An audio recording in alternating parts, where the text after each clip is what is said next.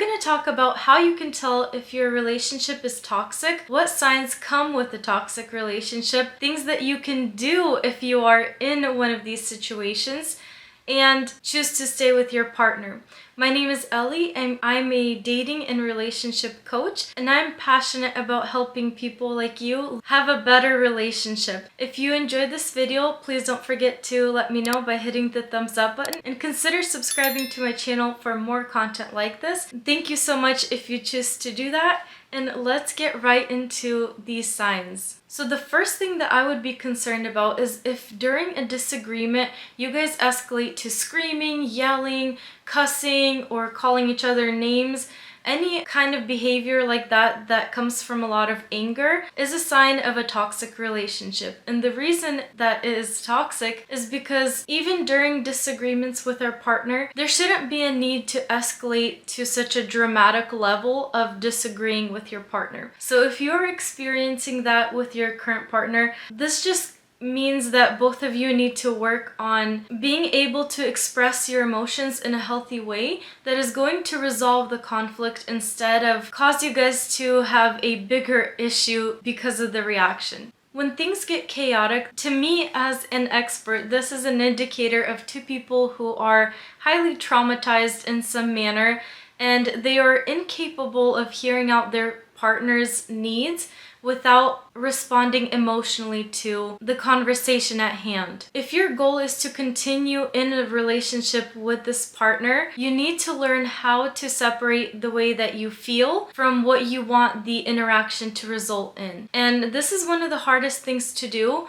but that is why people that are able to control their emotions are a lot better off in their relationship, not only with their partner, but in general in life. There are certain relationships where one partner is a lot more vocal and angry in their interactions and disagreements than the other partner, and it causes this abuser and victim dynamic to form. And if you are in a relationship like that, that is not something that is likely to change because of this person's strong inner wound that they likely won't admit because of their ego. The second sign that you are in a toxic relationship is going to be wanting to be distant from your partner all the time. Just avoid them at all costs because you have some kind of annoyance that is present whenever they are around, or you start to get irritated, aggravated, and just want to avoid being in the same room as them so that you can have peace. Another dynamic that I want to include in the second point is people that are overly needy in their affection from their partner and attention. All they want in their entire world is surrounded by that partner and how that partner makes them feel. This is also not a very healthy dynamic to be in. So if you find yourself in a situation like that, it's time to step out of that child and parent role and learn to be the master of your own emotions and needs so that you can show up fully as the best version of you for your partner and your relationship. In the first scenario about wanting to avoid your partner, if this is you, I would urge you to dive in deeper to an understanding of the root cause of that annoyance and avoidance. And I know you could say things like, oh, it's them, it's their voice, it's the way they talk, it's just their presence. But if it was just any other person, or even that same person earlier, you didn't go into the relationship when you were already annoyed of them, right? So what caused that to shift?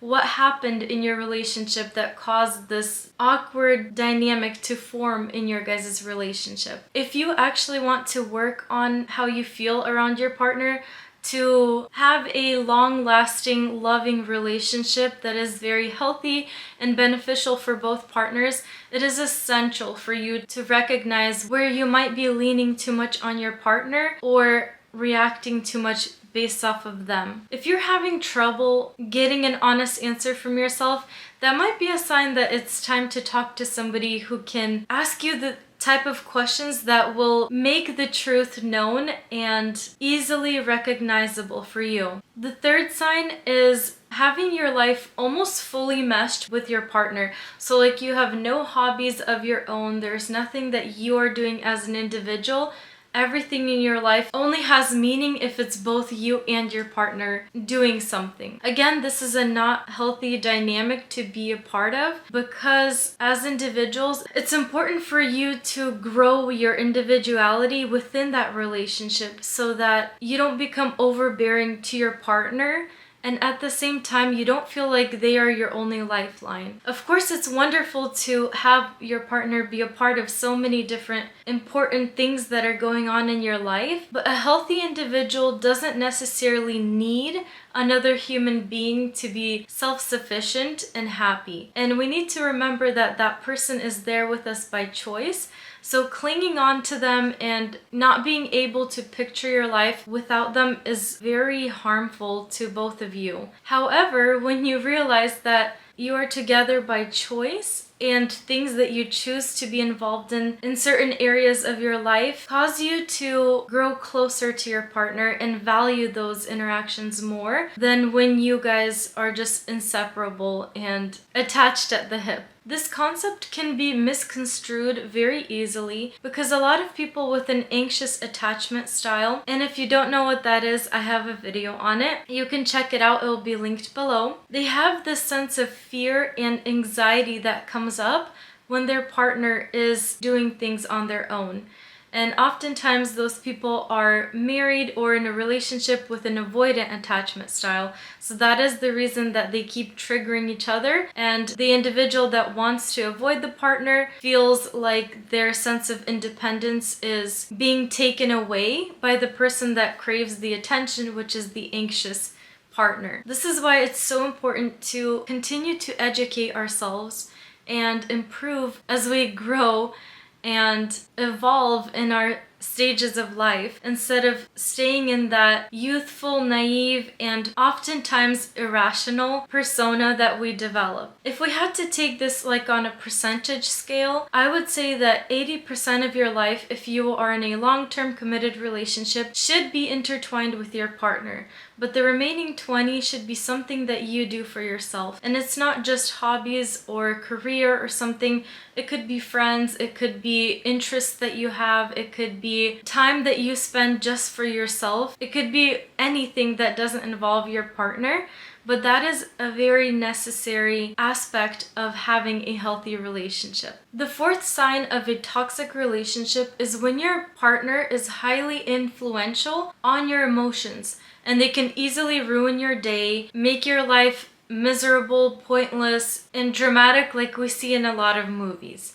That is a sign of a non-healthy relationship. Because again, as individuals, we are responsible for our own actions and the way that we interpret situations. Because intimate relationships are so intimate, it's inevitable that that person weighs in somewhat on what your emotions are. But if you don't develop the skill to be able to regulate your own emotions and process the way that you feel without feeling like you're losing control of yourself in your sense of being able to show up in a normal way in the world, is something that is really unhealthy and needs to be adjusted if you want to stay in a relationship with that person. If you recognize yourself in this point, then one of the best things that you can do is journal out the reasons that you feel so emotionally attached to that person. Oftentimes, if you just start to free write, you'll be able to spot underlying reasons and insecurities maybe that flow up to the surface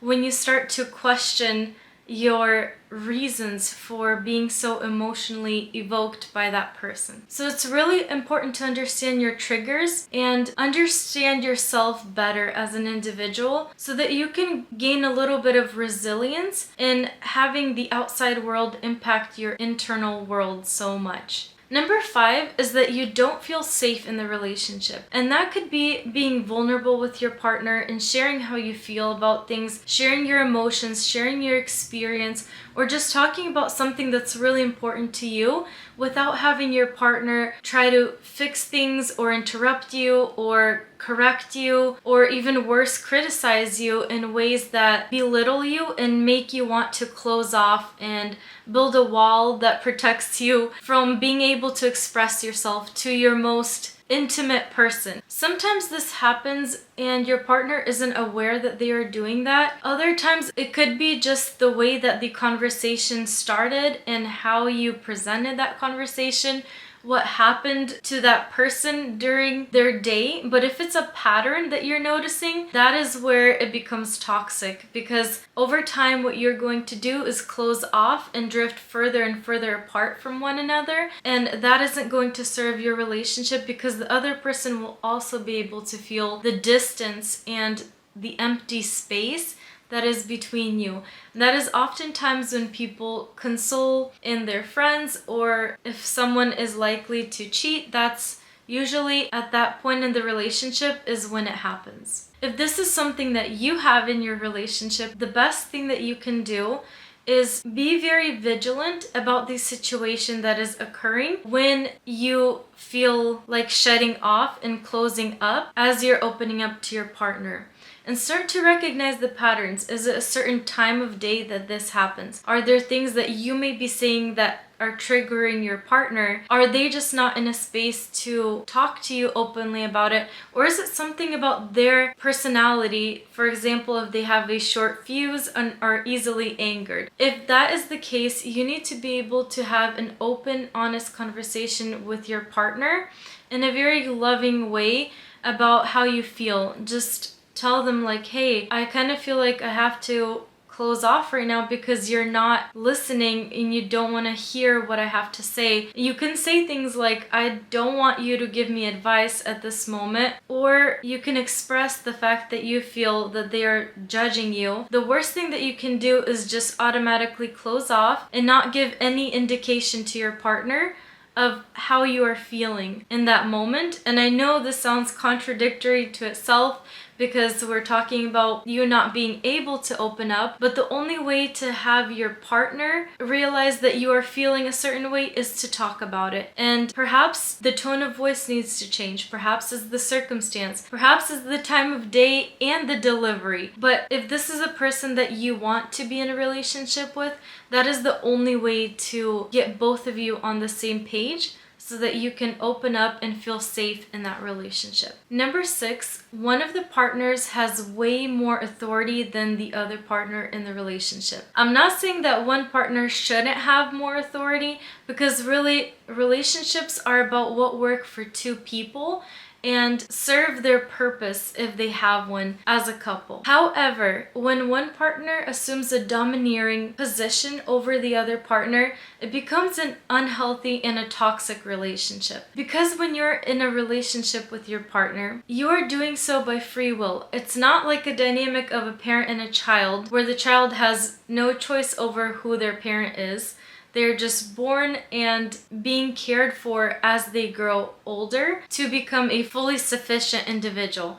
But until that time, the parent has a lot of authority about how that child is going to be raised, what they get to do, and even what they get to eat. However, in a relationship, when there are two people that come together in the name of love, there should be no reason for one partner to assume a parental role over the other individual. In some relationships, people like the 50-50, we are partners and equals and we both have to decide things mutually. In other relationships, one partner does have a little more say over the decisions that occur in the relationship. However, it shouldn't be where the power dynamic is so off that one partner is just silently expected to receive whatever their partner puts onto them. Obviously, if you find yourself in a relationship like this, there needs to be a power shift in that relationship. And I'm not going to say too much about what you can do, because all situations are so different, but I promise you there is a way if there is a will, like the saying goes. And the 7th sign is if your partner is making low-key jokes or jabs at you, especially in front of other people, because these are blatant signs of disrespect. And if that occurs in a relationship, that is toxic to the individuals involved and them together. Everything that both partners do in a relationship should be felt that it comes from a place of love, or at the very least compassion, understanding, and kindness. In an ideal world, of course, an intimate relationship will have more positive, loving emotions and intentions behind everything. However, we are human and there will be instances where one partner isn't happy with how the other treated them or acted towards them. If, however, this is a pattern and it occurs a little too often, and we all kind of know when it does because other people start to notice, that is when the relationship is toxic. If you don't feel comfortable confronting your partner head on, and maybe that might not be the approach for you because you've tried that before and they said something like, "I was just joking. You can't take a joke? Oh my gosh." And again, it's something that is belittling and offensive, but it's a sign of disrespect. And we all know that for a relationship to be successful, there must be respect, love, trust, and many other important elements for it to last. Sometimes in scenarios like this, it is easy to make that partner feel uncomfortable by pointing things out or asking them what they meant by that statement or comment, and just kind of putting them on the spot for saying whatever they do.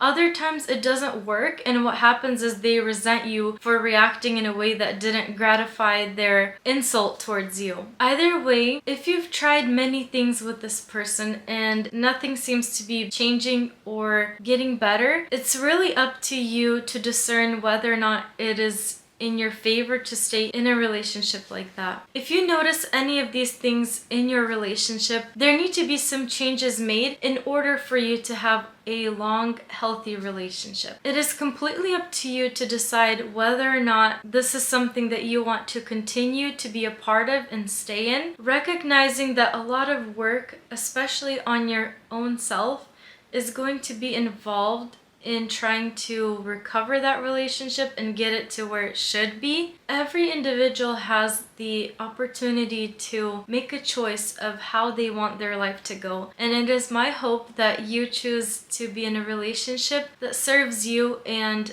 not only benefits both people involved, but serves as a foundation for something a lot better to grow and evolve as a result of your relationship. If you recognize any of these 7 signs in your relationship, it's just an indication that it's not that you guys need work in order to make it right, in order to have that long-term, healthy, sustainable way of being. If you enjoyed this video, I also have a quiz that you can take that will help you understand your mindset when it comes to relationships, which you can get for free by downloading it in the app. I'll have the details in the description box below. Thank you so much for watching, and I'll see you guys in the next video.